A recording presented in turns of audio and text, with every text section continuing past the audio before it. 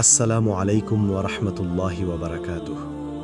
সুপ্রিয় দর্শক, আপনাদের সবাইকে সাদর আমন্ত্রণ জানাচ্ছি আমাদের আজকের এই বিশেষ আয়োজনে। পবিত্র রমাদান রহমত, মাগফিরাত ও নাজাতের মাস। কিন্তু ইসলামের ইতিহাসে এই পবিত্র মাসের ১৭ তারিখ এমন একটি ঐতিহাসিক ও যুগান্তকারী ঘটনার সাক্ষী, যা পাল্টে দিয়েছিল পুরো পৃথিবীর ইতিহাস। হ্যাঁ, আমরা বলছি ঐতিহাসিক বদর যুদ্ধের কথা।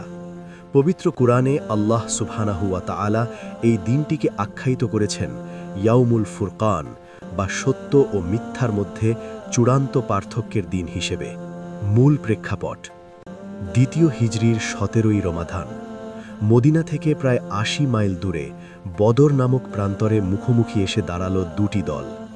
একদিকে মক্কার কুরাইশদের সুসজ্জিত, অহংকারী এবং আধুনিক অস্ত্রে সজ্জিত ১,০০০ সেনার এক বিশাল বাহিনী, আর অন্যদিকে বিশ্বনবী হজরত মুহাম্মদ সাল্লাল্লাহু আলাইহি ওয়াসাল্লামের নেতৃত্বে মাত্র ৩১৩ জন সাহাবীর একটি ক্ষুদ্র দল। তাদের কাছে পর্যাপ্ত তরবারি ছিল না, বাহন ছিল না, যুদ্ধ করার মতো কোনো প্রস্তুতিও ছিল না। কিন্তু তাদের বুকে ছিল ঈমানের এমন এক জ্বলন্ত আগুন, যা পৃথিবীর কোনো আধুনিক অস্ত্র দিয়ে নেভানো সম্ভব ছিল না। আবেগপূর্ণ মুহূর্ত ও আল্লাহর সাহায্য। বদরের আগের রাতের কথা একবার চিন্তা করুন।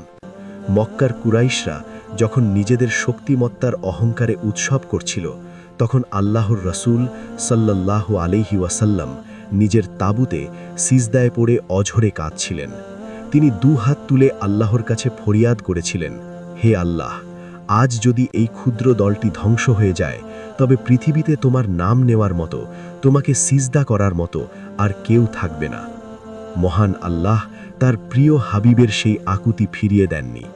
আসমান থেকে হাজার হাজার ফেরেশতা নাজিল করে তিনি মুমিনদের সাহায্য করেছিলেন। বদরের প্রান্তর সাক্ষী হয়েছিল এক অভাবনীয় বিজয়ের। অহংকারী আবু জাহেলের পতন হয়েছিল, আর সত্যের কাছে চিরতরে মাথা নত করেছিল মিথ্যা। আমাদের জন্য শিক্ষা। প্রিয় ভাই ও বোনেরা, ১৭ই রমাদানের এই বদর যুদ্ধ শুধু ইতিহাসের পাতায় লেখা কোনো সাধারণ যুদ্ধের গল্প নয়। এটি কিয়ামত পর্যন্ত আসা প্রতিটি মুমিনের জন্য এক চিরন্তন শিক্ষা। বদর আমাদের কি শেখায়? প্রথমত, বিজয় কখনো সংখ্যার আধিক্য, অর্থ বা অস্ত্রের জোরে আসে না। বিজয় আসে একমাত্র মহান আল্লাহর পক্ষ থেকে। দ্বিতীয়ত, যখন আমরা আমাদের জীবনের সব সংকটে, সব বিপদে আল্লাহর উপর পূর্ণ তাওয়াক্কুল বা ভরসা করতে শিখব, তখন আল্লাহ আজও বদরের মতো আসমান থেকে সাহায্য পাঠাতে সক্ষম।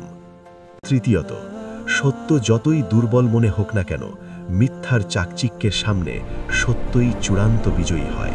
সমাপ্তি ও দোয়া। আসুন, এই পবিত্র রমাদানে বদরের চেতনায় আমরা আমাদের জীবনকে আলোকিত করি।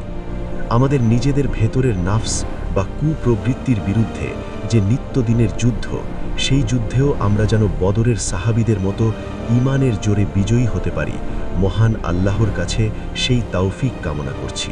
আহ্বান: আজকের এই আলোচনাটি আপনাদের কেমন লাগলো তা অবশ্যই কমেন্ট করে আমাদের জানাবেন। ভিডিওটি ভালো লাগলে লাইক দিন এবং আপনার পরিবার ও বন্ধুদের সাথে শেয়ার করে তাদেরকেও ইসলামের ইতিহাস জানার সুযোগ করে দিন। এমন আরও ইসলামিক ও শিক্ষণীয় ভিডিও পেতে আপনার চ্যানেলটি সাবস্ক্রাইব করে আমাদের পাশেই থাকুন। মহান আল্লাহ আমাদের সবাইকে দ্বীনের সঠিক বুঝ দান করুন। আমিন। আসসালামু আলাইকুম ওয়া রাহমাতুল্লাহ।